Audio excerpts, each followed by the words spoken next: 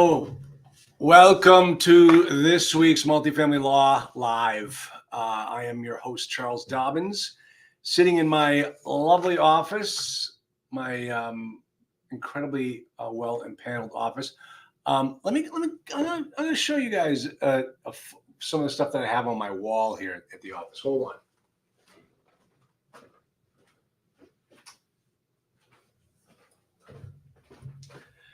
This has always been one of my favorite things. I take pictures. This is on my phone. I got this from Molly, from the news. It was in the news. I'm 72 today. If anyone asks me how old I am, I'm 72. But I'm sitting here in my beautifully ordained office with my piano right over there. I have a piano here. I have a piano in my studio. I have a piano in my living room. I like to just play. I'm terrible, but I like to just play the piano. A lot of fun. Okay, and at the end of this presentation, I'm going to make you an offer. If you're working with Crexy, if you're using Crexy in any way, and if you're looking to, again, exactly. That's what it's going to say next year, Gabe, when I get the next one. I'm going to make you an offer on Crexy for those of you that are looking for a great source of multifamily information. I've been able to negotiate a fantastic discount with Crexy, and I'll tell you, I've been looking at these data sources for years. When I first started out, the companies that we used aren't even around anymore. They either got swallowed up or they went out of business. But I was with some of them right from the very beginning, and I saw how great some of them were. And I can honestly tell you, the stuff I see with Crexy is by far the best. By far the best. All of my students had CoStar. We're getting away from CoStar. We're moving everything to Crexy. I have different levels of students. Some automatically are going to get this, and others, they can take advantage of this discount that I negotiated with Crexy, and I'm going to make it available to you too. All right, so let's see I'm going to talk to you about some of the news things. Now, one of the things that I wanted to talk about, I wanted to talk about a couple of weeks ago, but things got a little crazy. One of the shows went long. But this time, we got to talk about Biden's rent control opportunity here. And the reason why we have to talk about it, first off, now we know what's going on with Joe Biden. For those of you that just woke up, these policies that he's trying to promote, this one and the other one I'm about to talk about, these aren't his. He didn't think of these things. I mean, the guy's been in Washington for 50 years. And now he's just coming up trying to throw all this stuff up against the wall, trying to make it stick. And this one is rent control.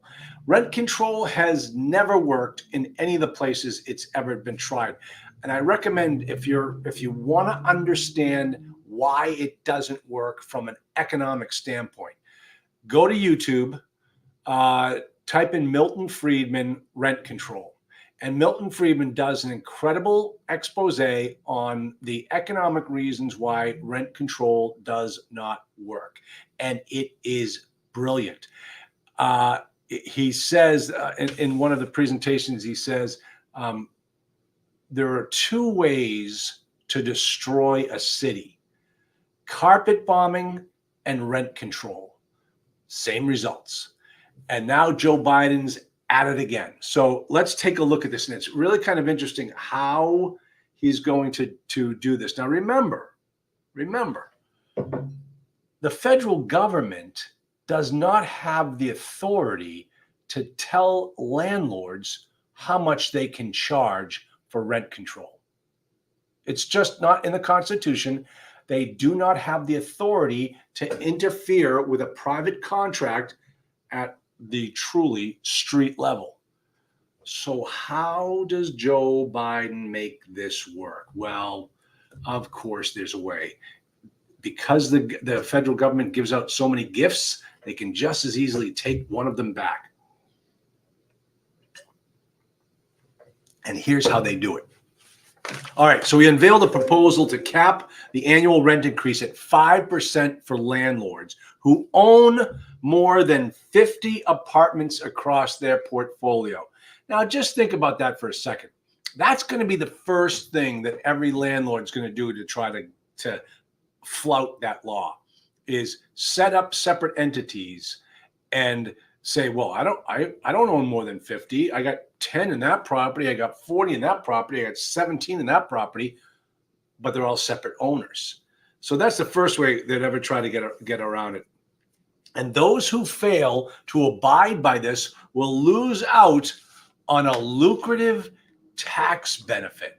What could that possibly be? A 1031 exchange? No, I say. It's a lucrative tax benefit known as accelerated depreciation, which permits owners to reduce the taxable income of an asset at a faster pace than usual. And everybody knows that when you use accelerated depreciation, you're getting a faster benefit that you ultimately will have to pay back at closing. So this is really a shell game by the Biden folks. 1031 exchange, that would have been a much better solution because that's real money they're losing. The cap would not apply, obviously, to new construction because we like new construction, or substantial rehab projects because we figure you're already putting a lot of money into this property to begin with, and would only last 2 years, serving as a bridge to rents stabilizing while more housing is being built, according to the White House press release. Now, they say they're going to limit it to 2 years. Guys, the income tax was a temporary tax. How'd that work out? Up here in Massachusetts, the toll booths were just to pay the toll booths were just there until the road was paid for. And then the year before it was paid for, they issued a whole bunch of new bonds and then had to start paying for those. So they kept the toll booths all the time. The Massachusetts excise tax was a tax to pay for World War II. I just paid my last excise tax about a year ago in Massachusetts. These taxes are never, these types of things are never temporary. All right. In March, the administration released proposals aimed at building or preserving 2 million homes over the next decade. Alongside the rent control proposal, Biden also called on federal agencies to explore opportunities to build affordable housing on public land. Oh, great. We're now back in competition with the government. But real estate groups were quick to shoot this down. Rent control is a rare instance where the research is fairly conclusive. It doesn't work, said the National Association of Realtors president, Kevin Sears. These measures fail to improve most renters' financial situation and shift the burden of economic difficulties, inflation, and other costs onto the housing provider with no counterbalance. Now, that particular statement has always bugged me because I always looked at the rent control on certain properties, especially in New York City, as a governmental taking. It's a governmental takings, which is illegal. It's unconstitutional. What is it? Is that the Fifth Amendment takings clause? No. It's actually within. Okay. I'll have to find out. I'm drawing a blank right now. It's the takings clause. The government cannot take property from you without just compensation. All right. So when the government goes in and tells a landlord he can't charge as much as the market, he's essentially taking from that landlord, and the landlord should be reimbursed. But the problem is that this one has already gone to the Supreme Court back in a couple of cases, and the Supreme Court has always shot it down. And there was a most recent case in 2022 that a New York City case, one tried to go to the Supreme Court, and the Supreme Court would not hear it on rent control and takings. And so therefore, folks, it's not going to happen. So we've got to figure out another way around it. The National Multi-Housing Council also spoke out against the proposal, saying it will not create a single new unit while raising costs on the very residents it purports to help. It just kills me. We have a housing problem in this country. So what do? We make it harder for the creator of the product that we need the most to create that product. And that's supposed to solve the problem. How? Let's see. The exclusion of new construction from Biden's proposal is a recognition of a consistent critique of rent control, that it deters development of new housing. A cap on existing housing stock could have a chilling effect on investment activity. No kidding. Landlord groups like RSA have repeatedly challenged New York's rent stabilization regime, but have not yet been able to get the Supreme Court to take up the case. In May, the state adopted a budget that included a form of good cause eviction, which applied automatically to New York City. Other localities in the state have begun to adopt the same policy. Similar to Biden's pitch, the policy excludes newer construction for 30 years. Tenant advocates praised Biden's proposal and noted the significance of a sitting president embracing rent control, but urged swifter action. The proposal obviously required congressional approval, which will never happen. It just will not happen. Oh man, that's that's not how you solve the problem. You got to find ways to the best way that we can get more housing, and I've seen it already in my city here in Nashville. Nashville ran they hired a study to be done about the housing needs of Nashville. They came back and said Nashville over the next 10 years will need 9,000 new units. 9,000. Well, let me tell you something, folks. That 9,000 has to come somewhere. And the only way it can fit in this city is if the government changes their zoning and planning policies. That's the easiest way. As soon as they did it, where they made the density tighter, you could put more units on a same lot than they had before. You're starting to see more housing pop up in different corners of the city like you have never seen before. Right across the street from where I am now, a realtor bought land from the city in a tax sale. Bought it for $90,000 several years back. Held on to it. I know the guy. He's an old friend of mine. Actually sold him insurance when I got out of college, and he is building this on what used to be just 2 lots. He's putting up 6 townhouse units, and he can do that because he waited. He held onto the land and he waited because he knew that the new zoning overlays were coming. And once they did that, he was able to build more units and make more money and get more housing units in the same space. The problems are caused by the government. And now, they look like they're heroes because they're solving the problems that they created. Oh, all right. Now, got a report from Radix. Radix does great reports on the market and what's going on in the multifamily market. You're really going to enjoy this report. Let me hit it. The U.S. economy grew 2.8% in the second quarter, according to the initial estimates of the GDP released last week. Consumer spending drove the strong quarterly growth, and the overall GDP increase was double the rate of growth in quarter one. That's how good quarter two was. Despite elevated interest rates, the economy continues to move forward at a strong clip. All right, when Biden's out there saying, why are you guys complaining? The economy's doing really well. Well, all right. But here's the real reason why we're complaining is speaking of interest rates, the June personal consumption expenditures core slowed from 3.7% to 2.9%. In other words, the economy is slowing down as the Fed's preferred measure of inflation, this measure, the personal consumption expenditures core, as this index began slowing down, it should provide more fodder for the Fed to start cutting interest rates. And that's what we've been waiting for. I mean, they took such a huge increase over the last year to year and a half. We've got to start seeing it come down. And finally, it is.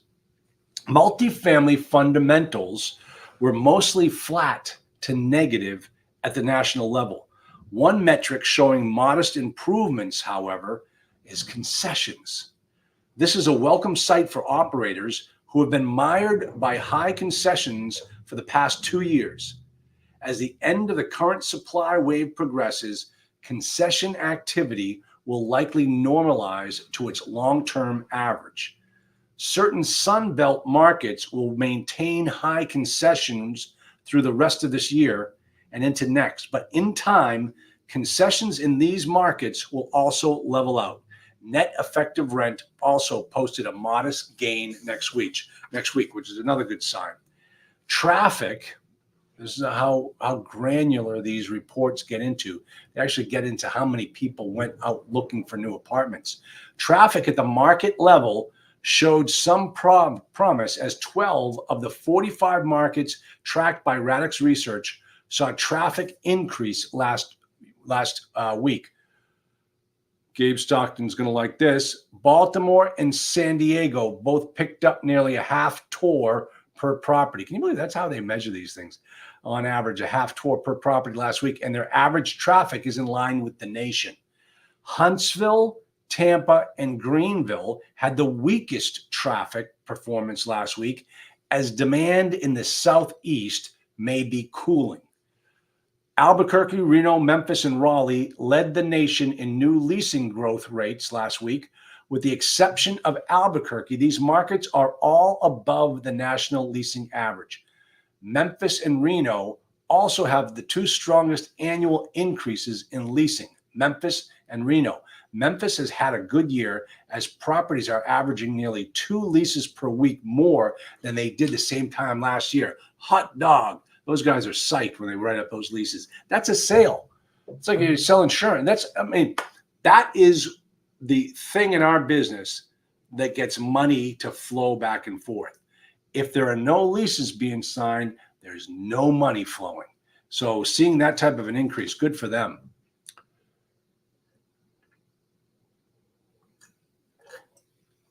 All right. The national occupancy is 93.94%. Okay, folks, let me just tell you something. That's the national occupancy rate. That's the average.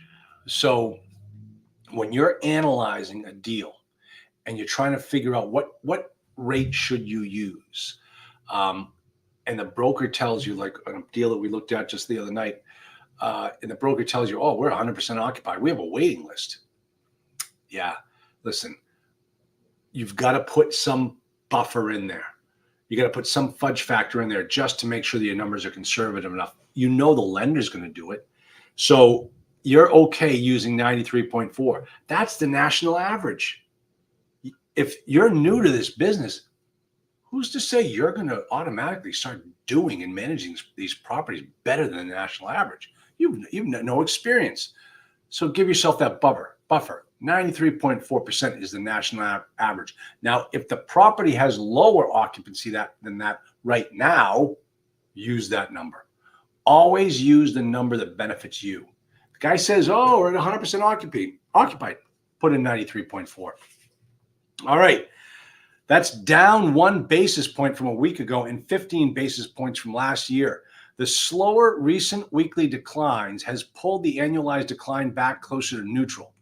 Occupancy fell sharply this time last year, but if the national occupancy rate remains steady for the next few weeks, we could actually see the year-over-year growth come back to 0 by the end of the summer, which is great. We lost, these numbers went down last year.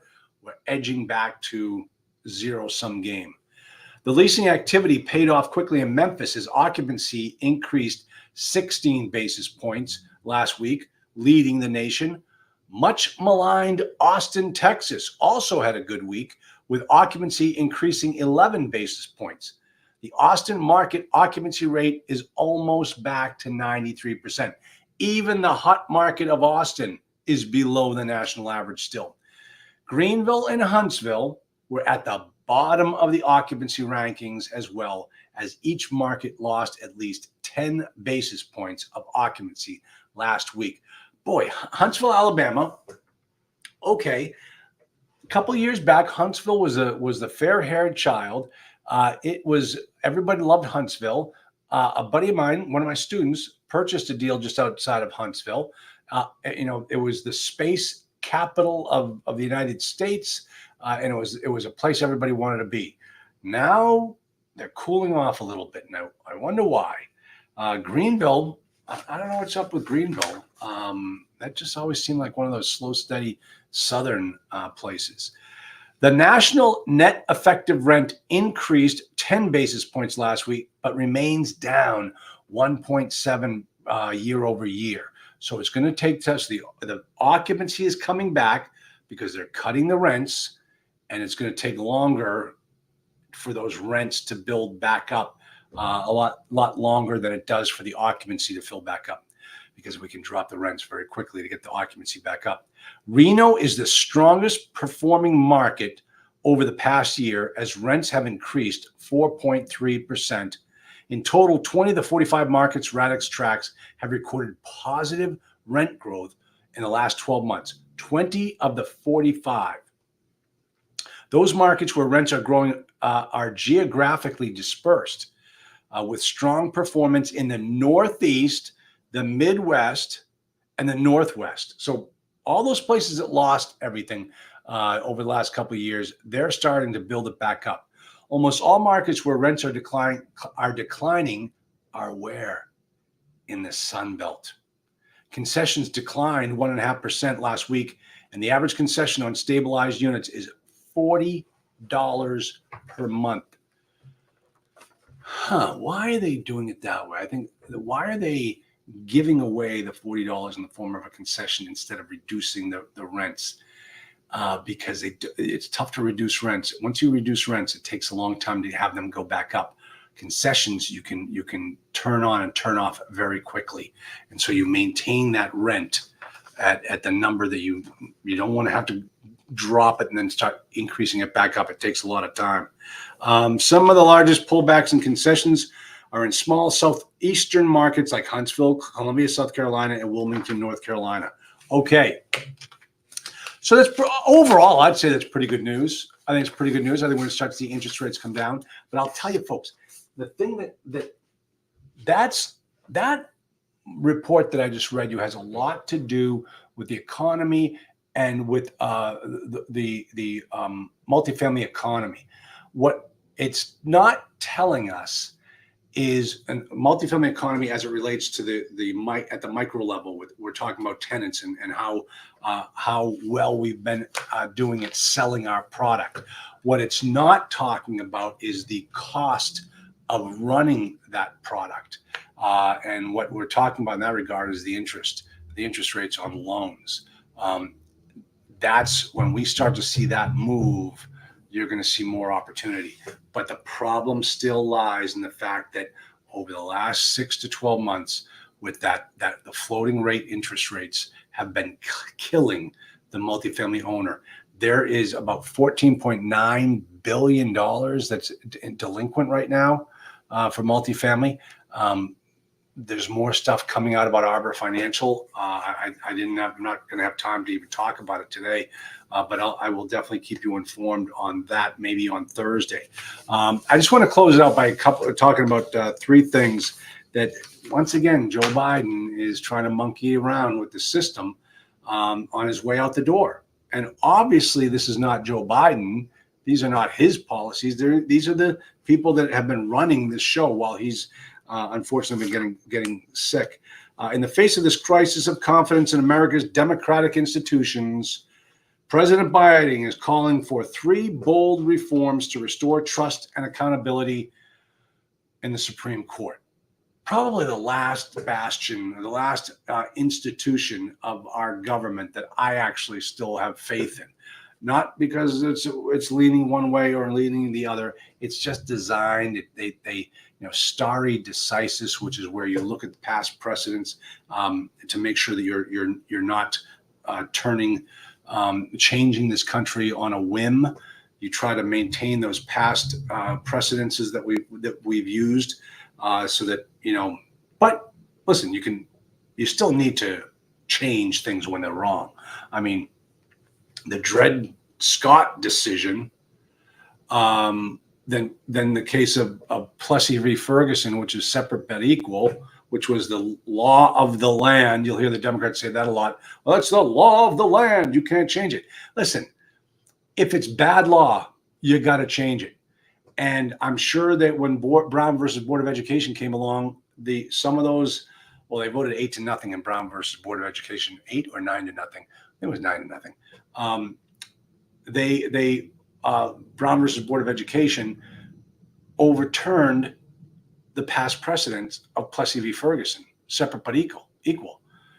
And I just remember reading a biography about Dwight Eisenhower. He was very upset with the Warren Court because they overturned Plessy v. Ferguson. Eisenhower was fine with separate but equal. He thought that's fine. We'll just keep doing it that way. And obviously that's in violation of the 5th and 14th Amendment of due process and equal protection under the law. So good decisions. I like the Supreme Court, but I don't like what Joe Biden's trying to do here. If anything, what he's proposing should be applied to the Congress. And here's what he's proposing. First off, he's going to do the no immunity for crimes of a former president committed in office. How about no immunity for sons of presidents who committed crimes while their father was in office? Because on his way out the door, Hunter Biden is going to get that piece of paper that his get out of free jail card. You just know it. I bet you it's already drafted.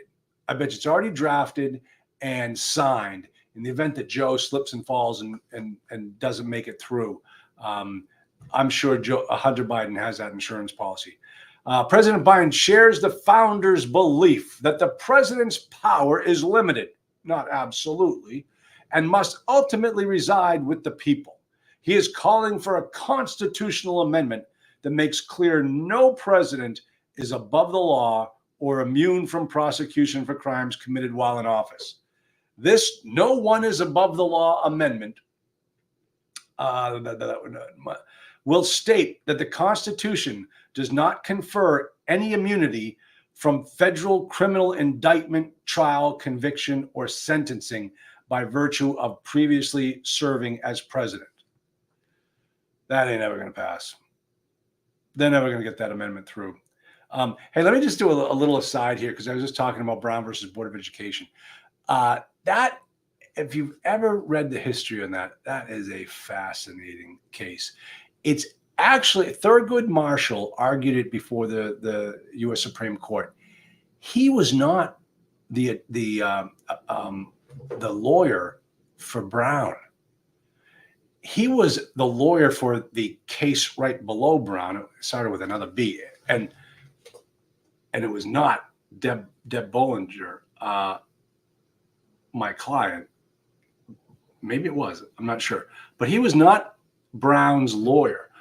But he was chosen to argue before the Supreme Court for Brown. So they aggregated all of these cases together because the NAACP knew how to get these cases. I mean, even Rosa Parks.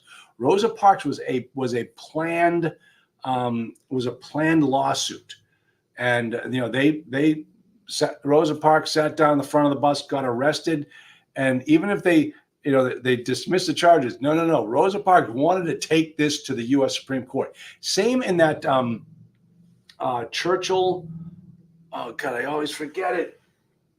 That housing case. Woolley v. Oh, I can't remember off the top of my head. But anyway, that case was between two homeowners, between a buyer and a seller. A black buyer, a white seller. The city of Louisville, Kentucky, denied them the ability to do it. Well, okay, then you typically just move on, go buy another house. No. Churchill, I think his name was Churchill, took it all the way to the Supreme Court. It was planned. Churchill, if I'm getting the name right, was a lawyer for the NAACP, and he set up this case to be able to take it to the U.S. Supreme Court. Same with Rosa Parks. Same with Brown versus Board of Education. And I also think Roe v. Wade. And so when they do this, they're trying to overturn bad precedents. They're trying, and which they did with Brown versus Board of Education. Now, the little nugget that I want to share with you, and I just heard this the other day, is that Thurgood Marshall got in trouble, or his teacher didn't like him, and would send him down to the basement of the school with the Constitution and make him sit there and read the Constitution. And he memorized it. And he's the guy before the U.S. Supreme Court. Oh, man, I love that story.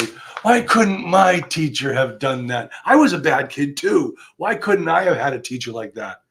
Brilliant teacher. Bet you didn't see that one coming. Okay. Oh, this is what he also wants, which is so bad. Term limits. He wants Congress approved term limits for the presidency over 75 years ago. Okay. The United States is the only major constitutional democracy that gives lifetime seats to its high court justices. Term limits would help ensure that the court's membership changes with some regularity, making timing for the court nominations more predictable and less arbitrary, and reduce the chance that any single presidency imposes undue influence for generations to come. President Biden supports a system in which a president would appoint a justice every 2 years to spend 18 years in active service on the Supreme Court. Now, if you want to find out what type of impact that would have had during the Biden presidency, the New York Times wrote an article. You can Google it. And they wrote an article to basically say, based upon the tenure of the people on the court today, how many Supreme Court justices would have to be replaced during the Biden presidency, and what type of impact would that have had on the voting structure of the Supreme Court. Go check it out in the New York Times. I only could read the first 2 paragraphs, not because I'm too cheap to pay for a New York Times subscription. I wouldn't be caught dead with a New York Times subscription.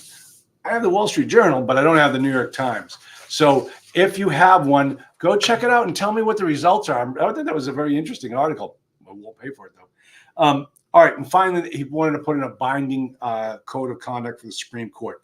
President Biden believes that the Congress should pass binding, enforceable conduct and ethics rules that require justices to disclose gifts, refrain from public political activity, and recuse themselves from cases in which they are or their spouses have financial or other conflicts of interest. Supreme Court justices should not be exempt from the enforceable code of conduct that applies to every other federal judge. And the Supreme Court would argue that, hey, we're already under that type of restrictions. So go mind your own business. So, but it'll never get passed. Even Roosevelt tried to pack the court at the beginning of his 3rd term, because now he's a king. No one has ever been served more than 2 terms prior to Roosevelt. Comes in the 3rd term, and he's trying to he didn't have, or maybe he did have control of the House and Senate, his same party, but nevertheless they went ahead. He tried to pack the court. I think he wanted to go from 9 to 13 justices. And you might ask yourself, how can he do that? And the answer is, well, if you go back and read the Constitution, Article 3, regarding the judiciary, it doesn't say, I don't believe it says how many justices are supposed to be sworn in. I don't think it does.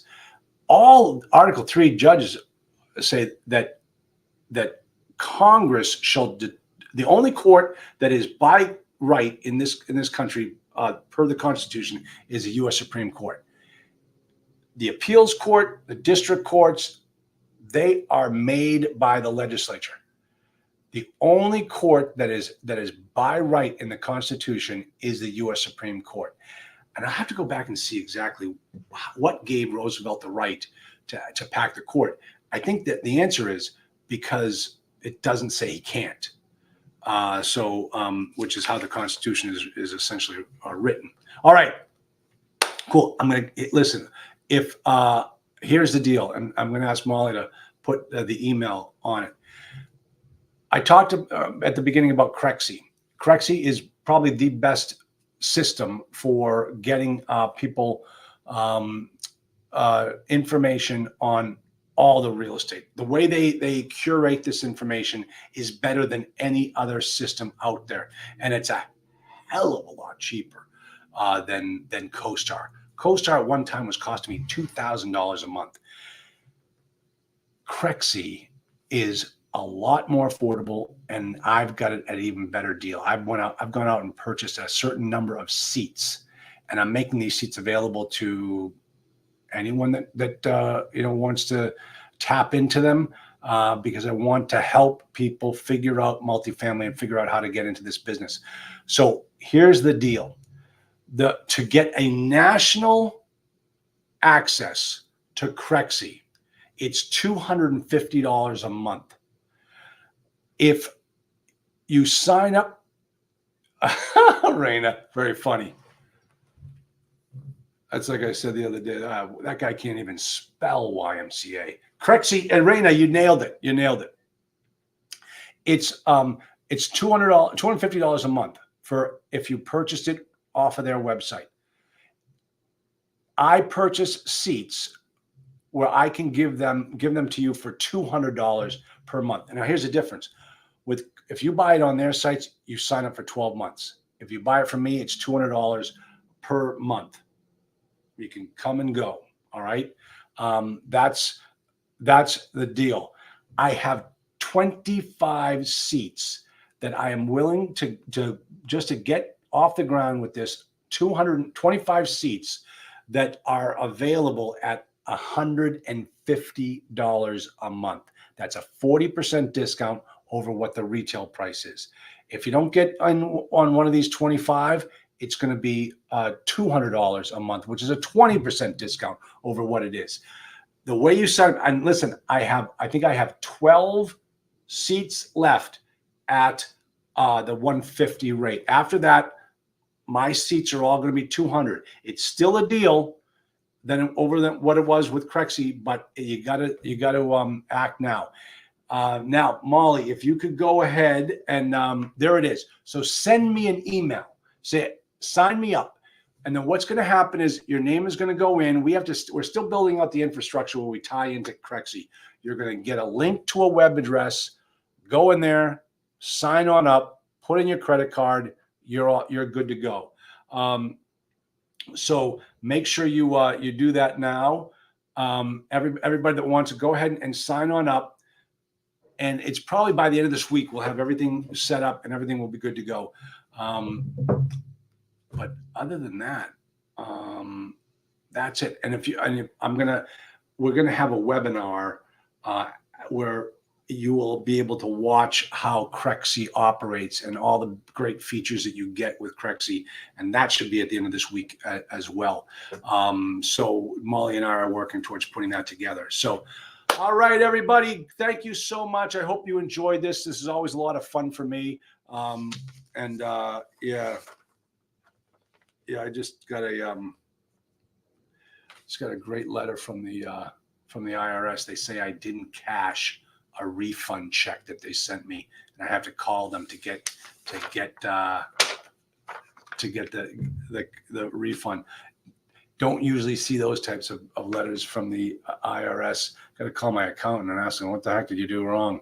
All right, everybody, good to see you. Thank you so much for coming, and I will see you on Thursday. Talk to you later.